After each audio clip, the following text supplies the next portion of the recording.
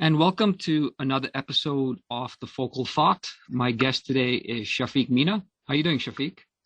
I'm doing well, Corden. How are you? Good, good, thanks. I'm excited to have you on the episode. We've known each other for a long time. I'm going back to maybe the early 2000s when I first went to university in Montreal, and that's where I met you. So I'm really happy to have you on this episode. First of all, it's always a pleasure to speak with you. We do go way back, and I'm happy to see you doing this. I think you're probably very good at it. And thank you for having me. It's my pleasure to be here. No, no, for sure. That's great. And just in terms of an introduction, so Shafiq, you're currently the CEO of To Inspire. This company is a house of brands which strives to encourage children to embrace curiosity through educational and enriching franchise concepts. The company's been around for 30 years. I believe it's in 28 countries, and the audience is about 5 million children, in those countries. And then subsidiary to this, you are also the CEO of Mad Science Worldwide. This is, a company that hosts in-person and virtual camps and programs for children, and focusing, on the STEM acronym, which is, science, technology, engineering, and mathematics. And then another subsidiary, which you're also a CEO of, is the Crayola Imagine Arts Academy story, which is a blend of Mad Science and the Crayola company, which brings art, education, and development to children. So, this is what you're currently doing, involved with these three companies. But I want to bring it back to, when I first started school in Montreal, and I got a job in a coffee shop, which was the local coffee shop on campus. And the friend of mine who, got me the job said, let's go meet the manager who's going to hire you. And he took me to one of the locations, and there was a gentleman there who was in his pajamas, just painting, the coffee shop, getting it ready for the school year. He had paint over him and was working very hard. And then I found out that that manager was you. And that was just the sister location. I wasn't even privy to the main location on campus. So not only, did you franchise originally the coffee shop on campus, but you organized all the students at school. You gave them jobs at the campus, that allowed them to pay for, extracurricular things that they did. But it was also, the brand on campus, of the student clubs that were involved in this university, and with the coffee shop working there as well. So it gave culture, and it gave people almost like a home on campus. So I really want to thank you for that. And I wanted to ask, so was this something that you've always been attuned to in terms of business development? Did you always have that at a young age, or how did that come about? First, thank you. I mean, you've taken me down memory lane, and um, there's a podcast so you can't see, but I've got a giant smile on my face. They were beautiful days back then at university, running the coffee shop and expanding it, and building a culture and a kind of community around it. So thank you very much for bringing those memories back. They were wonderful. I don't know if I would, I can't tell you that I was aware that I'm attuned to this. I think I just, I've always had, I've now come to understand that I've always had an entrepreneurial perspective on things. And what that means is I kind of look, an entrepreneurial perspective means you look at the same thing that somebody else looks at, and your focus goes to, okay, first of all, is this a business? Second of all, can I add value? And third of all, can I grow it? I think that's kind of summarizes the entrepreneurial perspective. And I think I've had that from early enough age, going back to my university years.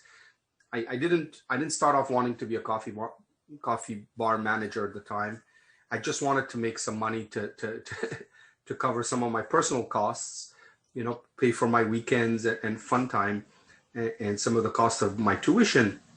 And then I joined the coffee shop, and I had that perspective of it, which was, okay, how can this exercise be better make more money, and grow, which led me to then become the manager and then expanding it to 2 locations and building a community around it.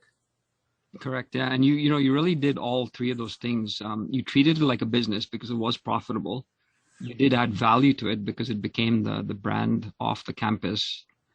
And also you did grow it by, adding a sister location. And I think that's one thing that's really important for entrepreneurs out there because, too often they might have something in their lives that's a passion, but, when they start a business, they're not really thinking about it in terms of, a business model, profitability, etc. And that's important because passion and business are two diverse things, right? Yeah, absolutely. I think passion is kind of like it ignites you, right? It gets you going, but passion can only take you so far. I think the kind of the perfect combination is use your passion to drive you and develop your business savvy to keep you in business and allow you to grow in it. So they go hand in hand. I spend a lot of time with young entrepreneurs these days trying to mentor them, and they ask like, "What? How do I know if I'm in the right business?" And I generally say, you got to have some passion about what you do, because there's going to be days where you just don't want to get up, or there's so many challenges to face, and it's all problem solving all the day. And what gets you through those days is the passion you have for the business you're in. But you have to have the business side. Otherwise, you can run yourself into the ground. And I think that's why a lot of kind of businesses fail. There's this horrible statistic that people throw out all the time when you're starting a business. 1 in 10 businesses will fail. And I think it's because people get into business for passion, but forget to do the other side of the equation, which is, what is the business model? How will this business survive? How will it make profit? How will it grow? Correct. Yeah. And when you're starting a business, it's not just about the product. It's also about a lot of the subcategories of the business process that go into the company. So, something as easy as cash flow, I always tell people, you can have the best product out there, you can have the best staff, but if you don't have cash flow coming in, when you need to, the business is not going to survive, right? And there's so many sort of background factors there. Gordon, my very first business that I started in 2017, I was going to say 2017. I was 17 when I started it. And it failed. It failed, and it failed because I didn't understand cash flow. The business model wasn't wrong. The company could have been successful, could have made money, but I just did not understand cash flow. I didn't understand how the flow of money in a business can have such an impact to the point that it could kill a business if it's not properly managed. So you're dead on. And this is just one element, right? Yeah. But you're dead on. There are so many components for a business to become successful. And you kind of, as an entrepreneur, while you're kind of nurturing and building and, trying to get your business off the ground, you have to kind of focus on all these things at the same time. It's like driving a car, right? You can start the engine, but you have to constantly look at the back mirror. You have to look at the side mirrors. If you're driving a manual car, you have to shift gears. You have to do that all at the same time while you're driving and looking ahead of you. Well, a business is like that. There are so many levers that are at your disposal that you have to use to be able to be successful. No, that's a good point, and I like the the car metaphor that you use there, because and now I want to get into you being a chief executive officer. It's a glorified position, it's a sexy position out there, but it's a very political position. There's a lot of pressure with it. It's there's a lot of work, a lot of sleepless nights.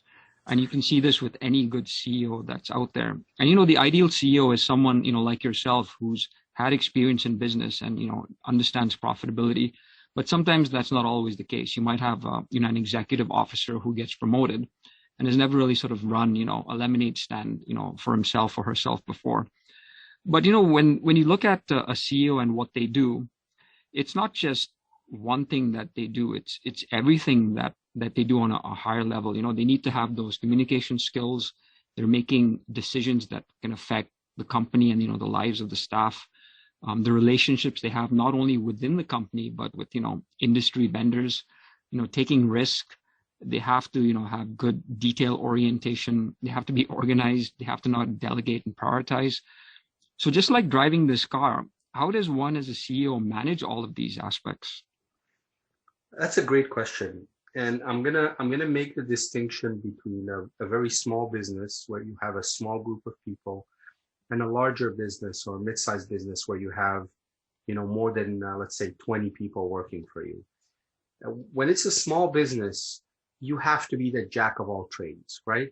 It doesn't mean you have to do anything, but you have to understand all the aspects of your business and wear many different hats throughout the business day. When you get into a little bit of a larger organization, there's many different models of being CEO. People ask me how you describe the job of CEO. It's a glorified title, and to me the best way I've learned to explain it is I see myself as chief wheel greaser. Like, what is that? My job is to keep the wheels turning. I gotta watch and monitor this wonderful engine that I have contributed to building, and I built that engine by making sure I have around me very competent people. I give them the tools they need, and I support and encourage them to be the best they can be in their position. And then my job is to keep the wheels turning, to give them what they need to do their job. I can't pretend to be the best marketer. I can't pretend to be the best accountant. I can't pretend to be the best IT person. And if I do, I'm actually limiting the growth of my team. So I have to nurture, encourage, and grow each of those leadership positions in my company. And by doing that, I am able to kind of juggle all these positions. That's, to be honest with you, that's the secret sauce of success. This is how you get to manage a large corporation, because it's impossible for one person to do it. Got it. Right? So you're essentially managing, on a fundamental level. Exactly. You're managing people. At the end of the day, the more the more you move up the corporate scale, I'm going to put it that way, the more it's less about your technical skills and it's about your people skills. And that's why I think we probably do a disfavor to our budding entrepreneurs by not emphasizing and educating that point. People skills are critical. The higher you move up the scale, the more it's about managing people and less about managing stuff. And people are unique. We're all different. So knowing how to motivate an introvert is very different from knowing how to motivate and grow an extrovert. And finding a way to get that extrovert to work with that introvert and be productive and collaborative. This is what I think leadership at a higher level is all about. And making everybody feel good about what they're doing and want to aspire to grow further. Correct. No, that's a good point. And, there is that distinction of, that engine that's moving and you stepping in and, managing the different parts that are going on. And the role of, say, a founder who might start a company and is very good at the product, that might change as, it grows, like you're saying, from a small business to a big corporation. And we've seen instances, like I remember seeing recently that Aubrey Marcus, who was the CEO of Onnit, he actually stepped down and became the chairperson because he felt, like you're saying, he was limiting the growth and, the progression of the company. So, to see a co-founder, change his role like that, that shows humility. And, he's looking out for the best for his baby, right? He wants it to be the best it can be. So that role can change. Absolutely. Look, my business is the same thing. The original business, Math Science, was founded by my two partners, Ron and Ariel Schlein. And they're great entrepreneurs. They started the business when they were 17 and 18. So, but I think they had the wisdom at some point. They got it to a certain level. And then they had the wisdom to understand that now it needed a strong operational leader. And they took a step back and brought in an external president. This is kind of two presidents before me. But they had that wisdom. And that's a difficult thing to make.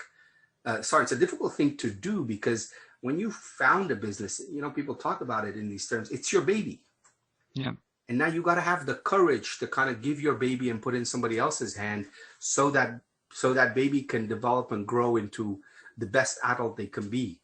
But yeah, I think, you know, it's a strength to know your limitations at the end of the day, right? And to have the courage to complement your limitations with other people's strengths can only make you better in whatever you're doing. Sure, it's almost like letting the ego subside and then you getting out of your own way, right? Exactly. And I wanted to ask you, so you went to law school in Toronto, and you studied, you know, aspects of law. How does that apply to the work that you're doing now? I mean, do you use it on, you know, a formal setting?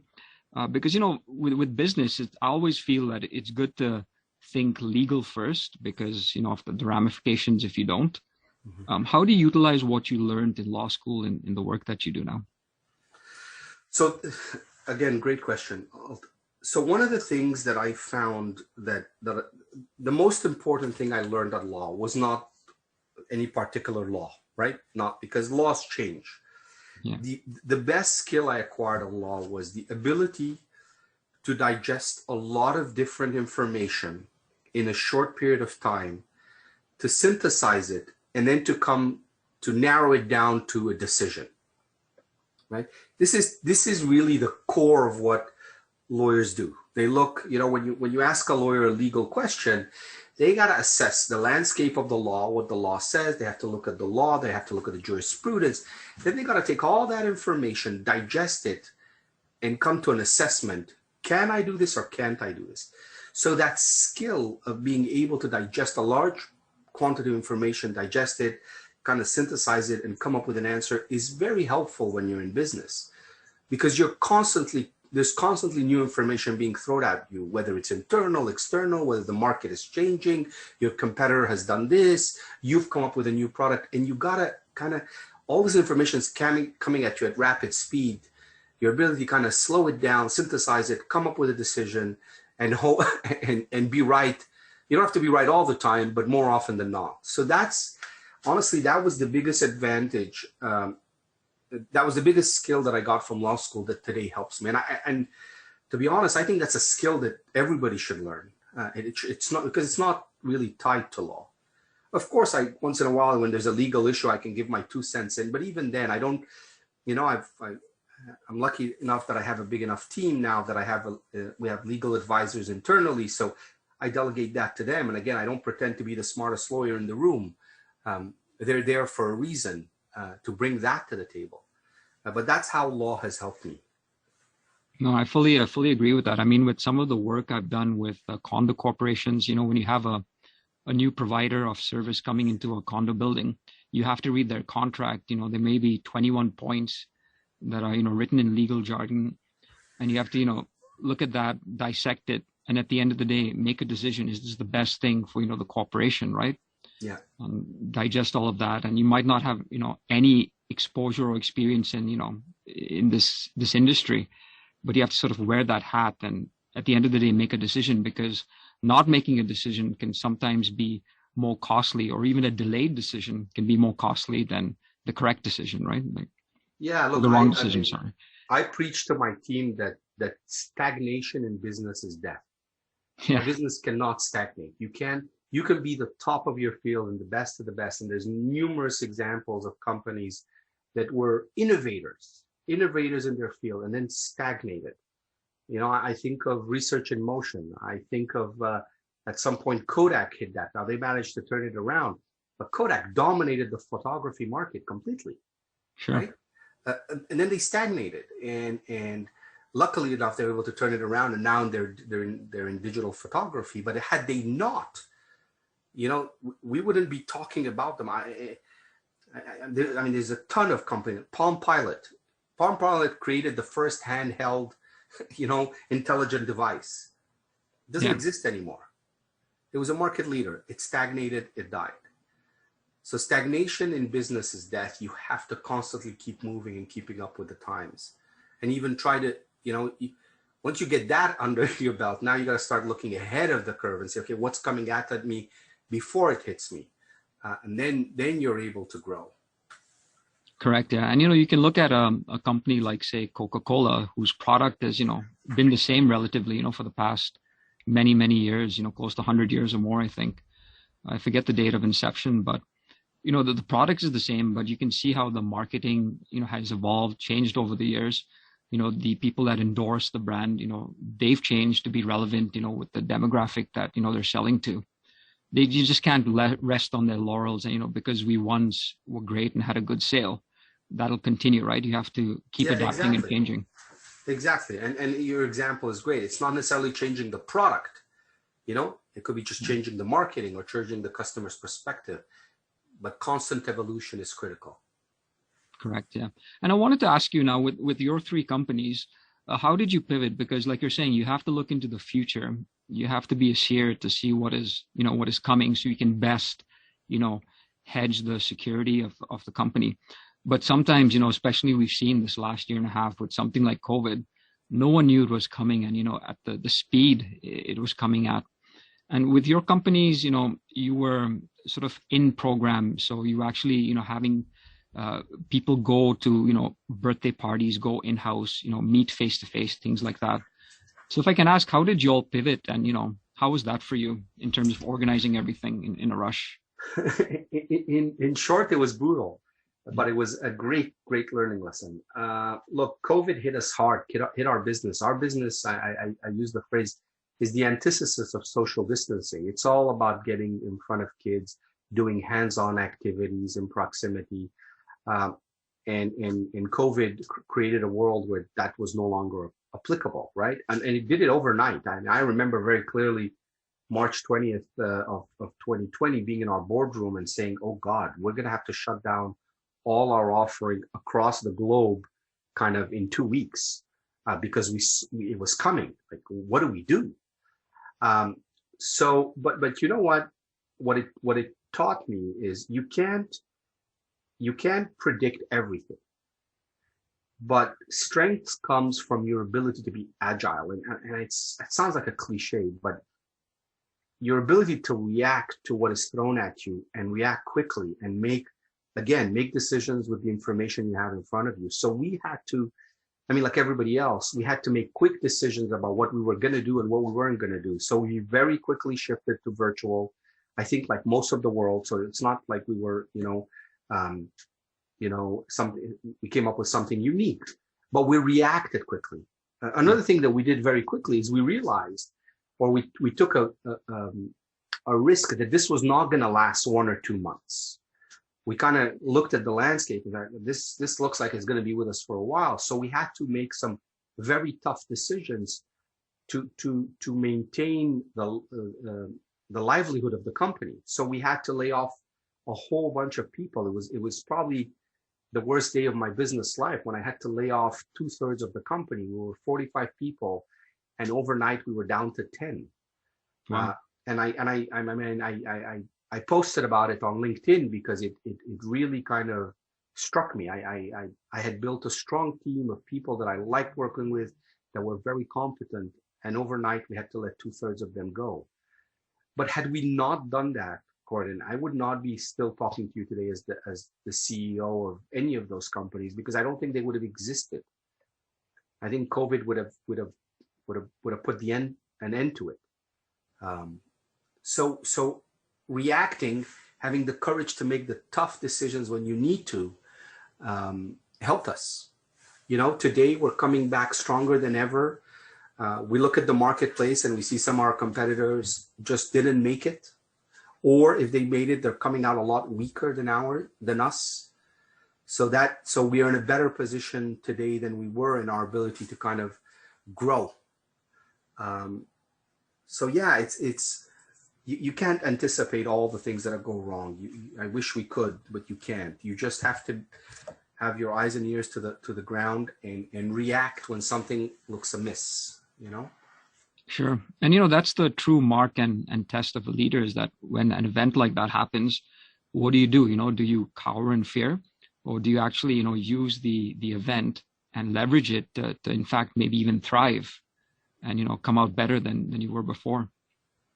Yeah, yeah. I mean, I agree with you, and look, it's what gave me a lot of pride is that we had nurtured. I say we because it's not something, at least the leadership I try to put forth is not a, it's not a pyramid. I have a great executive team around me, and we had nurtured a culture of people who who despite the tough decisions we had to make, they understood that we were doing this despite wanting to. I mean, this is something that will stay with me for the rest of my life. I was laying a few people off, and I wanted to do it personally because I wanted to explain to them that we just why we had to make this tough decision, and they were thanking me for having worked for us. Here I Wow. was telling them, sorry, I got to let you go. And I anticipated them being mad and frustrated. And they weren't. They thanked me. They said, thank you for having the opportunity to work at this company. It was awesome. If you ever have a chance and need us back, we'll come back. And that's very rewarding because you're like, okay, we try to work on this nebulous thing called culture, and you can never kind of put your hand on it. But I understood the culture we built that moment. It was pivotal for me. I understood that we had built the right culture of people who cared about each other, who cared about the company, and who thrived to put the interests of the company ahead of everything else. Wow, that's the first time I've heard of something like that. And it speaks volumes about, the culture you developed when someone's job is letting get go and they're actually thanking you, like you're saying, and, appreciative of the time that they've spent at the company. I'm telling you, I'll never forget that moment. It's so clear in my mind because it was so unexpected. Oh, no, that's great. Is leadership something that you teach to your kids, either, formally with purpose, or is that something, you're hard set on them knowing? I try. Yeah. I try. We try, my spouse and I, because I think it's important. And it's actually not leadership, it's soft skills. What we try very hard is to teach our kids soft skills, because I think soft skills, remember we go back to the beginning of the conversation, we said, well, at the end of the day, leadership at some level becomes about managing people. Yeah. And you're able to manage people well when you have soft skills. And soft skills is the ability to it's empathy. It's the ability to communicate. It's the ability to read people's sentiments, even when they don't say it in words. It's all these things. So we're focusing hard on teaching our kids soft skills, and of course with soft skills, leadership. And leadership is not about giving orders, at least not for kids. Leadership is about doing the right thing, even if it's difficult. Leadership is about keeping your word. Leadership is about, helping somebody when they're down. And that's kind of these skills, then you kind of put them all in one package, and we call it leadership. And if you have them and you develop them in people early, well, they're going to have them in their toolbox when they're older. Got it. So leadership really is a byproduct or an effect of all of these soft skills put together. I think so. Wow. No, that's great. And then, these are things, I mean, I remember at the coffee shop, we're actually dealing with these soft skills every day, by interacting with customers, finding out what it is they want, providing, customer service, as managers, coordinating with the staff, coordinating with the inventory. So I guess, this is something you instilled in us, 20 years ago, even back then, because, I've actually used it in the course of my, the path of my life, going forward from then. It actually taught us a lot, not just about, profitability of a coffee shop, but how to manage the customer service experience. And, that applies when you're meeting new people in life as well. Yeah, well, look, Croydon, you've taken me back there, and now that kind of I'm there, what I remember very clearly, and it probably explains your successes, your work ethic at the time. I admired your work ethic. We were in a university setting, and there's a lot happening in a university. There's a lot of interests pulling you in different directions, study, social life, And now that you've taken me back there, I remember very clearly was your work ethic. I was never worried that you were not going to show up on the shift you had, and that was one of my major concerns at the time. But you had that, and I don't know if I ever told you thank you, but here I am, you know, many years ago. I'm telling you, thank you for making my life easy back then. No, for sure. And I think my work ethic must have been in overdrive, because I remember calling you at, maybe 7:30 in the morning, opening up the coffee shop and asking where the sugar backup is, for the coffee. And you picking up the phone after 2 rings, having slept late at night after studying or something. Yes. No, that's great.